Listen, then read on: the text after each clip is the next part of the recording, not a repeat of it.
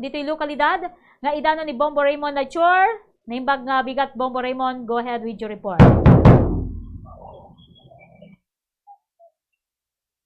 Sir. Bombo Raymond.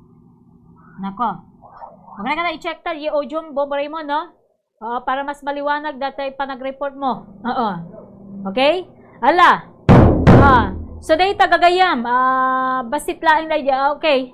Akat kitaan tayo, nya, basit itibiyang ti diti ay iti presyo dagito yung produkto. Tapos saan met ang datay marigatan, nya, ken saan met gagayam nga mamaysaan dagiti consumers, nya, dagiti aggat-gatang kaditi kasto nga produkto ng runa gagayam dagiti dakkel ti us-us rin na nga asukar kadagiti aramidan damet laeng nga produkto or dagiti ikaw natin yun makbakan kas kumati tinapay, di ba? Yung mga bread nangangailangan po kasi yan maysa kadagiti makungko nga raw material dagiti produkto ket asukar.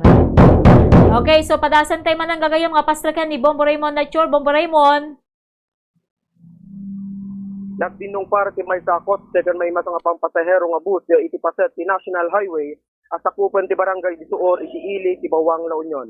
Pasar ti investigasyon ti Philippine National Police iti nasao nga Ili, nabigbig ti driver ti kotse at Toyota Innova Wagon, nagmaris ti metallic gray nga daan ti plate number NUY 168, ani Lorenzo Guillermo Patubo, agtawen 58, kasawaan ti residente ti Barangay Terra Nova, Bagumbong, Caloocan City. Dinto ang nabigbig tinang iturong ti pampasahero abus sa Apartas Transport Corporation, ani Ronel Peralta Pascual, agtawan ti Talupulo na asawaan ti residente ti Barangay Balakilong, Laurel, Igay, Batangas. Basar ti siyang investigasyon dagiti otoridad, bayat at umaldalya ti pampasahero abus nga agturong agpamyanan ket kita akilaat nga maipagarup nga imagaw ti linya ti driver ti kotse nga agturong iti agpagbagatan a direksyon. Rurumar ti investigasyon a posible ang makaturturog ti driver ti kotse kaput adayo a biyahe ang nangitunda ti panakapukaw ti control ti Manila. Kaput ti daytoy nadadael ti agpada sangwanan a paset ti duwa lugan kaput ginatigsa ti impact iti disgrasya. Nagtagabat isugat sa magmamano a paset ti bagi ti may sa pasahero ang nakalugan ti pampasahero abot. Idinto asaan anan ano dagiti 4 at may sa pasahero ti pakairamanan ti bus driver. Mainaay ti daytoy na itaray mo ti hospital ti driver ti kotse ken dagiti pito a kaaduan nga nakalugan ti nasaong kotse iti Locos Training Regional Medical Center wenno ITRMC ti syudad ti San Fernando para ti panakatamang dagitoy. Bombo Raymond naman narimaan ti panag-investigar dagiti otoridad no that influence sa tinasanger dagiti dua at driver. Iti agdama mananam na mga agsinarita dagiti agsinumbangin a partido sa tinanda ito'y abanad. Bombo Raymond? Dahil iti damag inak maidanod para iti Bombo. Yes, Bombo Raymond. Yes, Bombo Gina. Okay. Kumustahan ta lang dagiti mano ti nadundunor Bombo Raymond? Kamagan, Bombo Gina? Mano iti nadundunor ijay biyang ti Partas Bus? Ado ti nadunor Bombo Raymond? Kamagan, Bombo Gina. Yes, Bombo Raymond, mado iti bilang dagiti nasugatan wano na donor kang runana iti biyang ti dagiti pasahero city Partas Bus Bombo Raymond. Hindi na pasamak nga aksidente Bombo Gina napakaibilangan iti 8 nga donor o Bombo Gina. May sakit iti lugan iti may nga kotse kan dagiti pito ka nakalugan iti nasa lang ako sa Bombo Gina. Dagiti mo ta pasahero iti nasa nga papasahero nga bus Bombo Gina ket awan iti anyaman nga nasagabat ang donor Bombo Gina. Okay. So, DJ Mesa, J occupant iti kotse.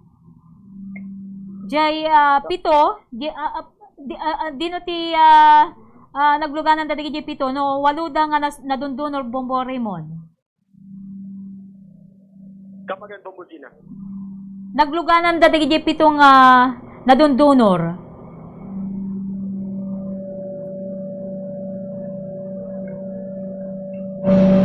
Bombo Raymond? Mangignak?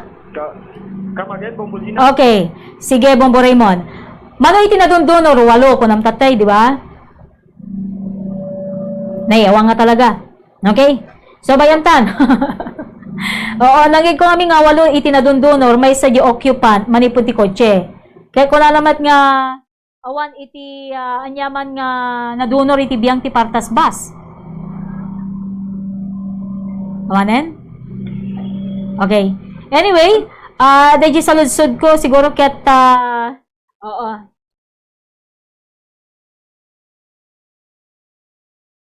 Oo, tap na nalawlawag, Bombo Raymond.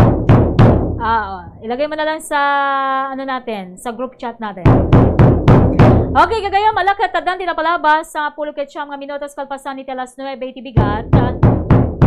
Madamdamak ket daytoy niya, intay to ikan importansya na daytoy mamisan pa, daytoy promo. But daytoy dakdakamaten tayo iti biyang pailang iti presidente nga panagangkat ti sugar. So, okay na yon, nya? Inton October pa dayta panagangkat. Pero hindi po yung 300,000 metric tons itangkatan ti gobyerno, di ket half only.